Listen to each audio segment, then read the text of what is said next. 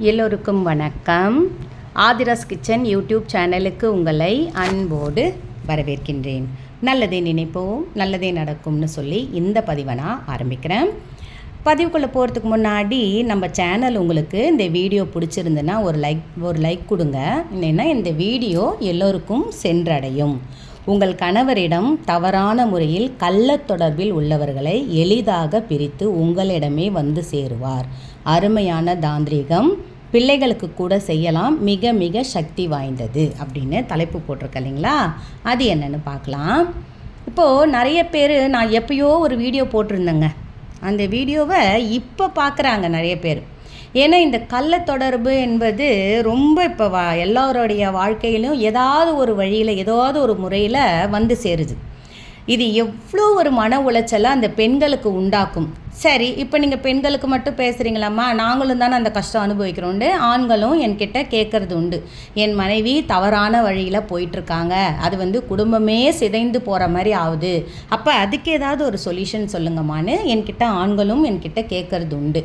அப்போ 2 பேருக்குமே இந்த முறையை நீங்கள் பின்பற்றலாம். 2வது பிள்ளைகளுக்கு கூட செய்யலான்னு ஏன் போட்டிருக்கேன்னா, இப்போ ஒரு வயசு பிள்ளையோ வயசு பொண்ணோ நம்ம வச்சுருக்கிறோம்.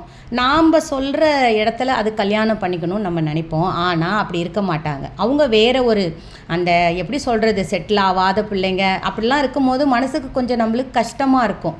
இன்னொன்று விஷயம்னா, நம்மளுடைய குடும்பத்தில் நம்ம வேறு அந்த மாதிரி பண்ணக்கூடாது, நம்மளுடைய முறைப்படி பண்ணோம், நம்ம ஊர் சனங்க நம்மளை கேலி பேச்சு பேசுவாங்க அப்படின்ற ஒரு விதம் இருக்கும்.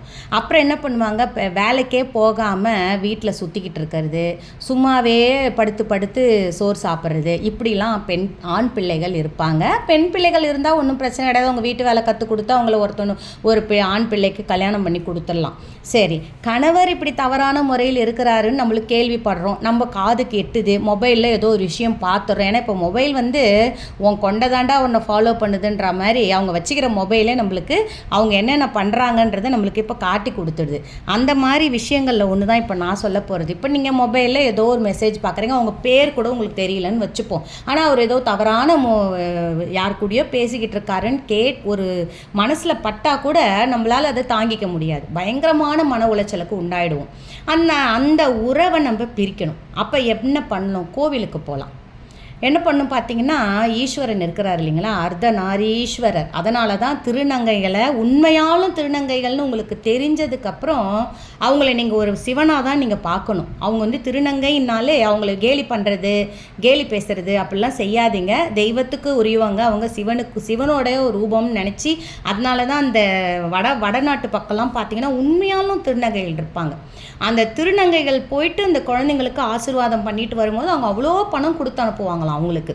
ஏன்னா குழந்தையோட வளர்ச்சி நல்லா இருக்கணும், பிள்ளைங்களோட வாழ்வு நல்லா இருக்கணுன்றதுக்காக குழந்தை பிறந்து தொட்டியில் போடும்பொழுது இந்த திருநங்கைகள் நிறைய பேர் வரவழைச்சு பார்ப்பாங்க. அதே மாதிரி நம்ம கணவருக்கு பாதி நம்ப இல்லைங்களா, பாதி சமமாக நமக்கு கொடுக்கணுன்னு தான் நம்ம நினைப்போம். நம்மளுக்கு தெரியாமல் இருந்துற வரைக்கும் எந்த பிரச்சனையும் கிடையாதுங்க.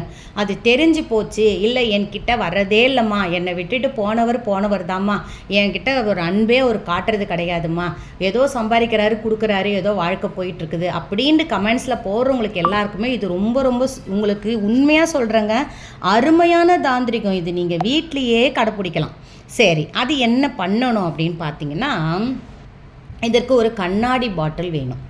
இந்த கண்ணாடி பாட்டில் கண்டிப்பாக வேணும். அந்த கண்ணாடி பாட்டிலாக தான் இருக்கணும். சரி, இது எப்படிப்பட்ட கண்ணாடி பாட்டில் இருக்கணுமா அப்படின்னு பார்த்தீங்கன்னா, நம்ம சாதாரணமாக அந்த கடுகு உளுத்தம்பருப்புலாம் போடுறதுக்கு ஒரு 50 ml அளவில் கண்ணாடி பாட்டில் இருக்குலாம், மூடி போட்ட மாதிரி அந்த மாதிரி ஒரு கண்ணாடி பாட்டில் எடுத்துக்கோங்க. அடுத்தது இப்போ 2 பேர் 3 பேர் தொடர்பில் இருக்கிறாங்கன்னா 3 மிளகாய் எடுத்துக்கோங்க. காஞ்ச மிளகாய் 3 மிளகாய் எடுத்துக்கணும். அடுத்தது பார்த்திங்கன்னா, அந்த பிரியாணி இலை பனை ஓலை இருக்கு இல்லைங்களா, பிரியாணி இலை கிடையாது, பனை ஓலை. அந்த பனை ஓலையை என்ன பண்ணணும் பார்த்தீங்கன்னா, நீங்கள் நாட்டு மருந்து கடையில் போய் கேட்டிங்கன்னா கொடுப்பாங்க. பனை ஓலை கொடுங்க அப்படின்னு கேளுங்க, கொடுப்பாங்க. பனை மரத்துக்கே உள்ள அதீத சக்தி அது. அந்த பனை ஓலை தான் நமக்கு வேணும். யாரையாவது வச்சு கூட அந்த பனை ஓலை உங்களுக்கு கிடைக்கிறதுக்கு முடிஞ்ச அளவுக்கு அதை ட்ரை பண்ணுங்கள். அந்த பனை ஓலையை வாங்கிட்டு நீங்கள் என்ன பண்ணணும் பார்த்தீங்கன்னா, அதில் அவங்களுடைய பெயர் தெரிஞ்சுதுன்னா, அந்த கள்ள தொடர்பில் இருக்கிறாங்க இல்லைங்களா, உங்ககிட்ட உங்களுக்கு மறைமுகமாக அவர் பேசிக்கிட்டு இருக்காருங்களா, அவங்களோட பேர் அதில் எழுதணும். எழுதிட்டு இந்த ஒரு பாட்டில் தண்ணி எடுத்துக்கணும். அந்த தண்ணியில் அந்த ஓலையை போட்டுடணும். போட்டுட்டு கண்ணாடி பாட்டில் ஓகேங்களா, அந்த ஓலையில் இருக்கிற பேர் அலையாது. நீங்கள் அலையாத பெண்ணை வச்சு பால் பென் இருக்கு இல்லைங்களா, அதை வச்சு எழுதுங்க. எழுத முடியலனாலும் பரவாயில்ல, அந்த பனை ஓலையில் சும்மா நீங்கள் ஒரு சின்னதாக ஒரு குச்சி வச்சு அவங்க பேர் எழுதினா கூட போதும். அது நீங்கள் அதில் அடித்து தான் தெரியணுன்ற அவசியம் கிடையாது. அந்த ஓலையை அந்த பாட்டிலில் போட்டுட்டு அந்த விதை ஒரே ஒரு மிளகா, ஒருத்தர் தாங்க எனக்கு டார்ச்சர் கொடுக்குறாங்க, நீங்கள் அது யாரை வேணாலும் எடுத்துக்கோங்க. அது உங்களுக்கு அந்த ஒரு பெண் தான் கிடையாது, யார் உங்களுக்கு உங்ககிட்ட சேர விடாமல் உங்களை டார்ச்சர் பண்ணுறாங்களோ அவங்கள பேரை நினச்சி அந்த மிளகா விதையை ஒரு தட்டில் அந்த லைட்டாக அந்த காம்பு பக்கம் கட் பண்ணிங்கன்னா வாய் பெருசாக இருக்கும்ல, அது வழியாக அந்த மிளகா விதையை ஒரு தட்டில் கொட்டிக்கோங்க. மண்ணை முருகன் நீங்கள் வேண்டணும். ஒரு நெய் விளக்கை ஏற்றி வச்சுருங்க. முக்கியமாக எந்த ஒரு விஷயம் செய்யறதா இருந்தாலும் தெய்வத்துக்கு சாட்சியாக நீங்கள் செய்யும் பொழுது நமக்கு அதற்கான எந்த ஒரு நெகட்டிவும் வராமல், நமக்கு எந்த பாதிப்பும் வராமல் அவங்க வேலையை பார்த்துக்கிட்டு பிரிஞ்சிருவாங்க. கண்டிப்பாக அவங்களுக்கு அதற்குண்டான ஒரு சந்தர்ப்பம் கண்டிப்பாக அமையும். தெய்வத்தை சாட்சியாக வச்சு நம்ம இதை செய்கிறோம். நெய் விளக்கை தீபத்து சுவாமி படத்துக்கு முன்னே ஒரு நெய் விளக்கை ஏற்றி வச்சுட்டு இந்த பாட்டிலில் அந்த மிளகா விதையை ஒரு தட்டில் கொட்டி கையில் வச்சுக்கிட்டு முழுக அதில் தான் இருக்கணும். உங்களுக்கு மனசு முழுசும் அதில் வச்சுட்டு வேண்டிக்கிட்டு, இது என் கணவரை விட்டு அவங்க பிரிந்திட வேண்டும், என் கணவரை விட்டு அவங்க கண்டிப்பாக அவங்க பேரை சொல்லுங்கள், இல்லை வேறு யாராக இருந்தாலும் அவங்களுடைய உறவு முறையை சொல்லுங்கள், எனக்கு இந்த மாதிரி பண்ணுறாங்க அப்படின்னு சொல்லி வேண்டிக்கிட்டு அந்த மிளகா விதை இருக்கு இல்லைங்களா, அந்த மிளகா விதையை மிளகா போடாதீங்க, மிளகா விதையை மட்டும் அந்த பாட்டிலில் போட்டு கண்ணாடி பாட்டிலில் மூடிடுங்க. நல்லா டைட்டாக மூடிட்டு உங்கள் வீட்டில் எப்படியும் ஒரு குடும்ப சங்கீதமாக சிவன் படம் இருந்தாலும் சரி தான், அப்படி இல்லை விநாயகர் படம் இருக்கட்டும், அவரே அவங்க குடும்பத்தில் ஒருத்தர் தான், விநாயகர் படம் இருந்தாலும் அவருடைய காலடியில் இந்த பாட்டிலை வச்சுருங்க. தெய்வத்தை நம்பி தான் நான் இதை செய்கிறேன், எனக்கு கண்டிப்பாக இது நடந்தே தீர வேண்டும், ஈஸ்வரா நீ தான் பார்த்து இதனை பிரிக்கணும், ஏன்னா இந்த அளவுக்கு நான் பாடுபட்டுக்கிட்டு இருக்கேன், எனக்கு என் மனசளவில் என்னால் நிம்மதியாக ஒரு நைட்டு அவர் சும்மா வேலையாக ஒரு வெளியில் போயிருந்தா கூடங்க நம்மளுக்கு அந்த நினப்பு தான் இருக்கும், அந்த பொண்ணு கூட போயிட்டாரோ, அந்த பொண்ணு கூட ராத்திரி இருக்காரோ அப்படின்ற நம்மளுக்கு தூக்கமே இருக்காது. அதனால் சொல்கிறேன், இது ரொம்ப ரொம்ப அருமையான ஒரு விஷயம். இதை நீங்கள் செய்யும் பொழுது மனசு முழுவதும் குளிச்சு முடிச்சுட்டு நீங்கள் செய்யுங்க, நிச்சயமாக நல்லது நடக்கும். அதுக்கப்புறம் என்ன பண்ணணும் பார்த்தீங்கன்னா, இதை நீங்கள் வாரம் வாரம் கூட செஞ்சு புதுசாக வைங்க. இந்த பனை ஓலைன்றதை மட்டும் கொஞ்சம் வாங்கிட்டு வந்து வச்சுக்கோங்க, மற்றதெல்லாம் நம்ம வீட்டில் இருக்க வேண்டிய பொருட்களே தான். இப்போ இதை நம்ம எப்படிமா இதை அப்புறப்படுத்துறதுன்னு பார்த்தீங்கன்னா, முடிஞ்ச அளவுக்கு இதை பள்ளம் தோண்டி புதைச்சிங்கன்னா தான் ரொம்ப நல்லதுங்க.